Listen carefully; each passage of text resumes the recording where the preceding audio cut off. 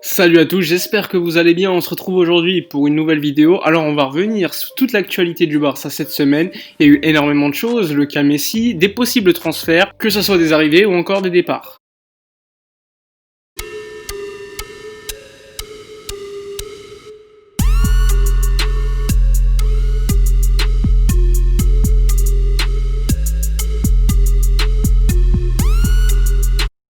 En préambule, je voulais quand même vous dire que la vidéo était sponsorisée par l'application OneFootball, l'application numéro 1 mondialement pour suivre l'actualité du football. L'application elle est gratuite, elle est disponible sur Android et également sur l'App Store. Donc comme vous pouvez le voir à l'écran, le lien est dans la description.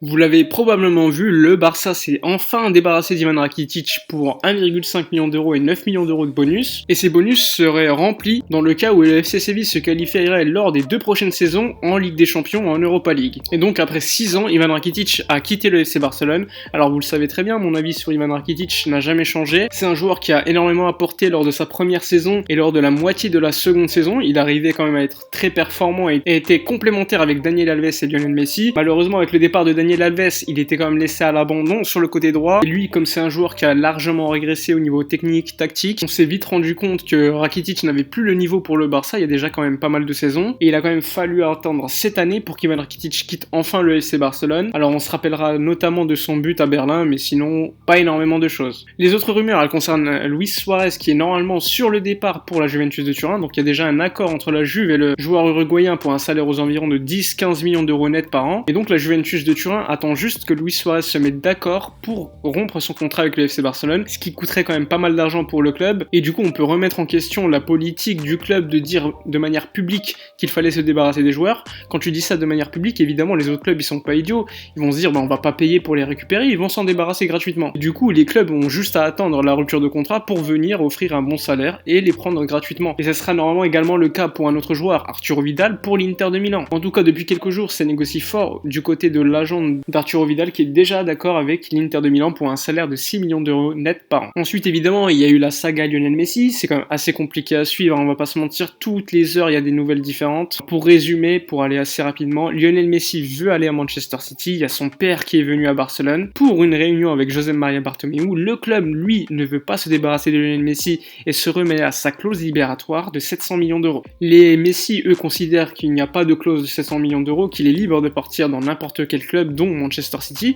Mais le problème pour Lionel Messi, c'est qu'il ne peut pas partir. Et parce que s'il le voulait, il serait déjà à Manchester City maintenant. Mais il peut pas parce qu'il sait que contractuellement, il serait mis en difficulté. Il y aurait des risques de poursuites judiciaires de la part du FC Barcelone à son encontre et à l'encontre de Manchester City. Et je pense pas que Manchester City veuille prendre également le risque. En gros, pour résumer, si Lionel Messi veut quitter le Barça, il doit négocier avec le FC Barcelone un départ. Certains disent que Lionel Messi veut partir gratuitement. D'autres disent que Manchester City demande au père de Messi de fixer à José María Bartomeu un prix auquel Lionel Messi pourrait être acheté. De l'autre côté, José María Bartomeu, lui, veut absolument pas vendre Lionel Messi parce que vendre Lionel Messi, eh bien dans les livres d'histoire, ça fait vraiment tâche. Déjà que José María Bartomeu est considéré peut-être comme le pire président de l'histoire du Barça, alors si vous rajoutez ça en plus, il n'y aurait même plus de débat en fait. En tout cas, ce qu'on est sûr, c'est que le père de Lionel Messi est arrivé à Barcelone. Il a dit aux journalistes espagnols que c'était difficile que Lionel Messi puisse rester au Barça, qu'il y aurait des négociations avec José María Bartomeu. Il a également dit qu'il n'avait pas eu de discussion avec Manchester City, ni que Guardiola avait contacté Lionel Messi.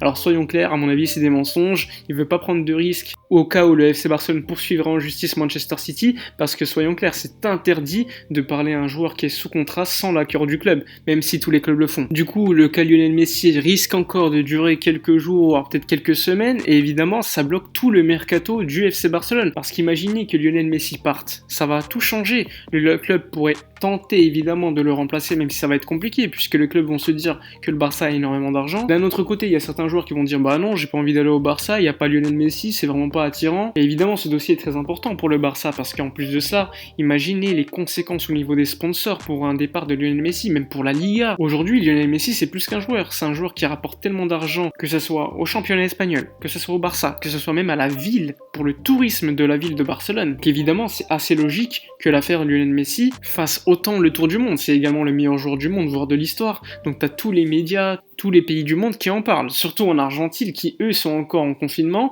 donc toute la journée ils parlent de Lionel Messi, d'un potentiel départ vers Manchester City. Enfin bref, sinon au niveau des potentielles arrivées, ce qu'on a appris c'est que Koeman souhaitait l'arrivée de Wijnaldum, donc le joueur de Liverpool, pour environ 15-20 millions d'euros. Alors concernant mon avis sur Wijnaldum, alors c'est un joueur qui était très intéressant au niveau de la dépauche d'énergie, mais on a quand même vu que l'année dernière c'était peut-être le moins bon milieu de Liverpool. C'est un joueur qui était sur le banc, c'est pas un joueur qui va briller par sa technicité, même si c'est un joueur qui a quand même un minimum de technique. Mais bon, disons que se débarrasser de Rakitic puis d'Arturo Vidal pour recruter Wijnaldum, c'est quand même assez problématique, surtout qu'on dit encore une fois on va faire confiance aux jeunes, et on se rend compte encore une fois que le coach qui arrive, donc en l'occurrence Koeman, va faire confiance à un joueur qu'il connaît très bien de la sélection néerlandaise. Mais bon, on a quand même encore une fois l'impression qu'il y a une divergence entre les actes et les paroles. Après évidemment, si Wijnaldum arrive au FC Barcelone, je vais lui souhaiter qu'il réussisse, mais je vous cache pas que j'ai énormément de doutes sur une réussite de ce joueur au FC Barcelone, parce que dans l'optique où le Barça joue en 4-2-3-1, eh bien en double pivot, tu auras potentiellement Frenkie de Jong, Pjanic. En sortie de banc, tu peux avoir un joueur comme Pedri, Aleñá, Riqui Puig, voire même Sergi Roberto. Et vous savez que Sergi Roberto, je le veux plus au FC Barcelone, je vous le dis clairement,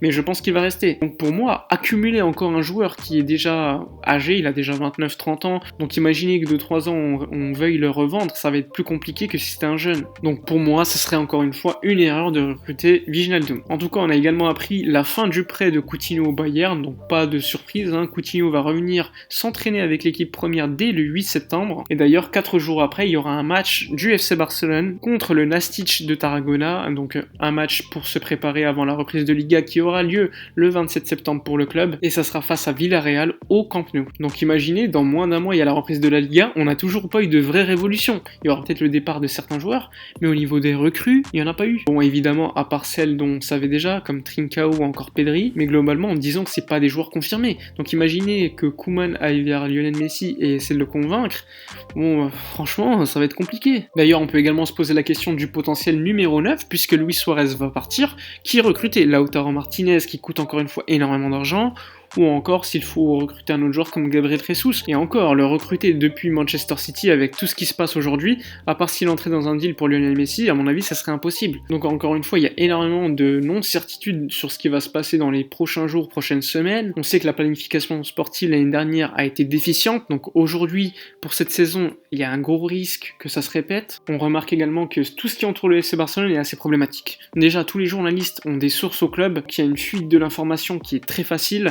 Normalement, dans un club professionnel aussi connu que le FC Barcelone et normalement aussi réputé, il ne devrait pas y avoir autant de fuites. Quand on compare avec un club comme le Bayern Munich, il n'y a pas de fuite. Dès qu'il y a un joueur qui veut le signer, 2 jours après c'est signé, il n'y a plus rien. Là, il y a 1 million de rumeurs, il y a des joueurs qui se trouvent dans des situations compliquées parce qu'ils doivent démentir, il y a des journalistes qui sortent des informations, 2 heures après, elles ne sont pas confirmées, elles sont même démenties. Enfin bref, c'est n'importe quoi, tout ce qui entoure le FC Barcelone aujourd'hui, et du coup, vivement les élections. Enfin bref, on va suivre ce qui va se passer pour Lionel Messi, c'est peut-être le dossier qui va tout décanter. Dites-moi en commentaire si vous préférez vendre Messi et donc gagner de l'argent pour cet été, plutôt que le vendre l'année prochaine, le laisser gratuitement l'année prochaine, et donc ne pas avoir la capacité de recruter derrière. N'hésitez pas non plus à donner votre avis concernant Wijnaldum, les départs de Luis Suarez, Rakitic et Arturo Vidal. N'oubliez pas comme d'habitude de vous abonner à la chaîne si ce n'est pas fait, de liker la vidéo, de partager, c'est très important, et si vous avez des questions, vous pouvez me retrouver sur Instagram, Actualité Barça. En tout cas, j'espère que la vidéo vous a plu, on se dit à la prochaine, et d'ici là, comme d'habitude, portez-vous bien.